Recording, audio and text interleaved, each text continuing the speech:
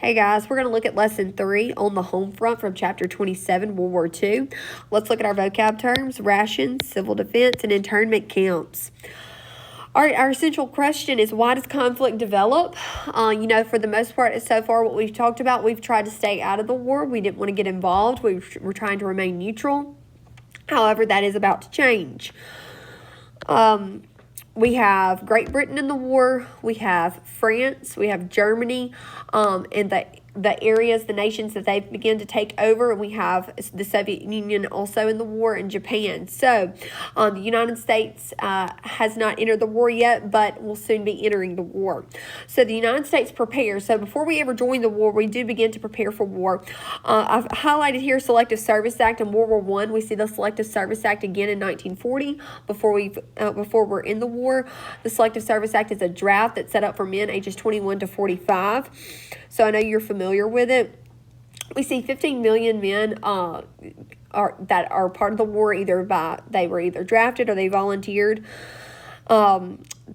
Once they were drafted for the war, they had to pass a medical test. If they passed the medical test, they were given a uniform that was labeled GI. The GI stood for government issue. This is why the U.S. soldiers were known as GI soldiers. They went through 8 weeks of training where they learned how to use weapons, read maps, set up tents, dig trenches. They learned how to work as a team.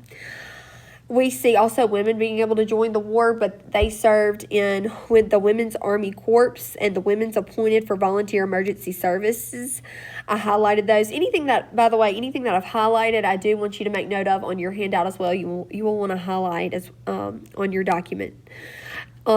These areas that women served, they served in the Marines, the Coast Guard, and the Army Air Corps. They mostly served in office positions or as nurses. I also highlighted the National War Labor Board and the War Productions Board. Most industries in the United States, so you have to keep in mind, we've been in a Great Depression. World War II is actually what gets us out of the Great Depression. And we see most industries in this time, they begin to make equipment to use for the war. And it says the government set up a new department to help. And it says that there was the National War Labor Board, and it helped settle labor disputes. There was the War Productions Board, and it was in charge of changing factories over to military production. So like if you were an automaker that made cars, you may be making now Jeeps and tanks and trucks for the war. By 1942, almost all industries had changed over to war production. We spent $320 billion in World War II. That's 10 times the amount that we spent in World War I. We also made Americans pay an income tax. This is a tax on your paycheck. And we also raised money on American businesses. We raised taxes on American businesses. And so those were ways that the government was able to raise money for the war, was taxing the American people and taxing businesses. Also, we see Americans they were encouraged to buy war bonds, and this is where the government would borrow money from its citizens. And we see a lot famous people promoting people to buy war bonds.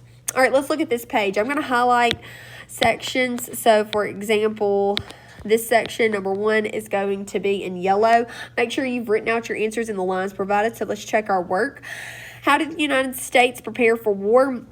Well, we see industries begin to make equipment to use in the war. They switch over to war production. Most industries do.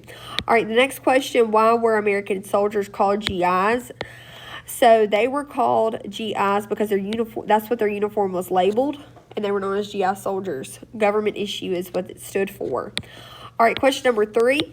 Name 2 ways the government raised money for the war. Again, through taxes and through bonds. So American people, Congress passed where they taxed your put a tax on your paycheck, and that was called the income tax, and they raised taxes on businesses. All right, let's look at the next page. The United States at war. So once we've entered the war, this affects families, this affects women, this affects children, and just regular citizens that aren't part of the war. We see Americans really coming together and becoming really patriotic and supporting the war effort. They were all very like-minded in this time as far as how they agreed that they wanted what was best for America. And that was ultimately what led us to become the superpower that we were. So let's look here. How it affected families. Most families were affected because they had a family member that was drafted. And so, just the constant worry of that if they were alive, they weren't able to, have the contact that we do today through, and so they would go for longer periods of time of not knowing how their family members were. Also, Americans, they had to ration, which we see rationing in World War I. Again, in World War II, they had ration stamps, and these stamps would provide them to be able to buy goods such as coffee, shoes, meat, tires, gas, sugar, and other items as well. Children, they could collect scrap metal for industries to help with the war efforts. Industries were buying scrap metal.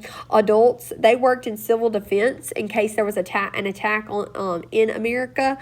So volunteers would actually watch for enemy planes and would prepare for an attack here on our home soil. Really, there was an encouragement of being patriotic and supporting very much pro-America during this time.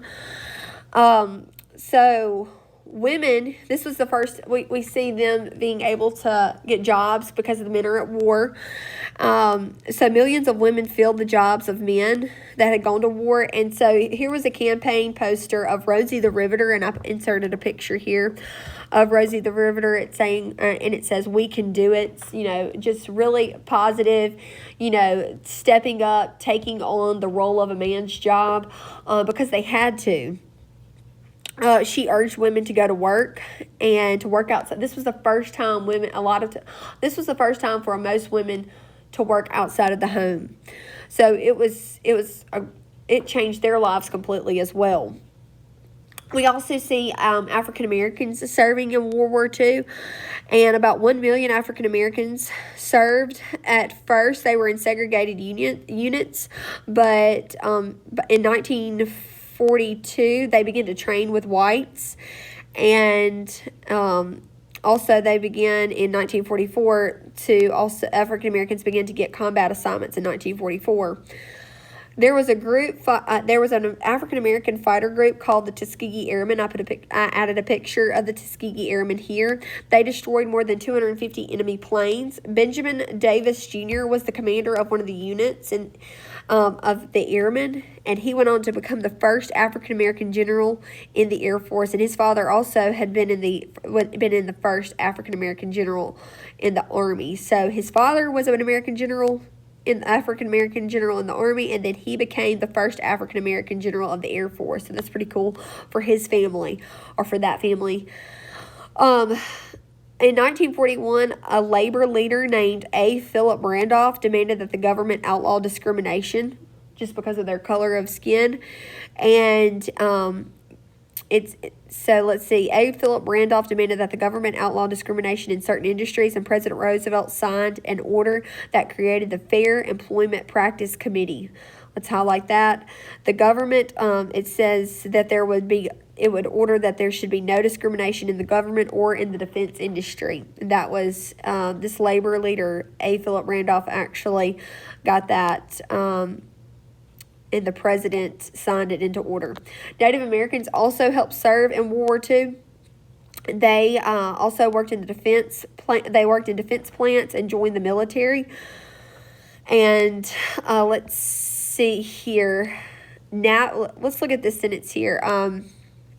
Ira Hayes of the Pima tribe became a hero in the Battle of Iwo Jima. During the war, a group of Navajos used a code based on their own language, and the coded messages were about battle plans. The Native Americans were called code talkers, and the Japanese were never able to figure out the code. So in World War II, we used the Navajo language to help, send messages, and these codes were never broken by the Japanese. And so that's pretty cool that we were able to, that they were using these Native Americans to help. Latinos also helped in the war efforts. They served in the armed forces. 13 Mexican Americans received the Medal of Honor, which is the nation's highest military honor. Let's see. They were called, it says This is the nation's highest military honor. With the wartime need for labor, the United States started the Bracero program, and more than 200,000 Mexican workers came to help harvest crops, build and maintain railroads. There were still they were still facing discrimination. Japanese Americans also helped in the war. They served as fighters, and 2 of these fighting units won the most medals of any in the history of the Army. However, after Japan bombed Pearl Harbor, some military leaders and politician leaders were worried, and they thought maybe they would be used as spies, or what would they do if Japan invaded the United States? And President Roosevelt ordered the Army to send more than 100,000 Japanese Americans into internment camps, and these Japanese Americans lost all their possessions. They had to move into these camps that were crowded and uncomfortable, and many Japanese Americans were kept in these camps for about 3 years. Not until 1988 did America apologize for this action of putting these Japanese Americans into these internment camps for 3 years. All right, let's look at these questions. Number 4, identify 3 items that people could use to buy rations, or to use ration stamps to buy things with. So you could write down any of these that I've highlighted and I said earlier, which would be gas, tires, sugar, coffee, shoes, meat, and other items. All right, underline the sentence that tells who the code talkers were. Those were the Navajos. Remember I said that earlier. So let's highlight this sentence here. And the Japanese were never able to crack the codes. All right, question number 6. What happened to many Japanese Americans during the war? They were placed into internment camps, and they lost all their possessions, and they had to move into these camps that were crowded and uncomfortable. They were kept for the next 3 years. All right, check for understanding. Write how the war affected any 2 of these groups. So I've already talked about how it affected families, how it affected women, African Americans, Hispanics, and Japanese Americans. You need to write down 2 ways that it affected these groups. All right, next question. Why was it necessary to make changes at home while the United States was at war? Because they were expected ration items, and because they were sending items overseas to help supply the armies, and they couldn't supply both fully, the American people and the military, so they were trying to ration these goods to have enough for each. All right, so let's add these notes in your journal. The Selective Service Act, I just wrote down some information about. It was a draft for men ages 21 to 45. You need to write down the Women's Army Corps and what it was. The women appointed for volunteer emergency services. Write down what it did, and the National War Labor Board and War Productions Board. All right, that is all for lesson 3. Thank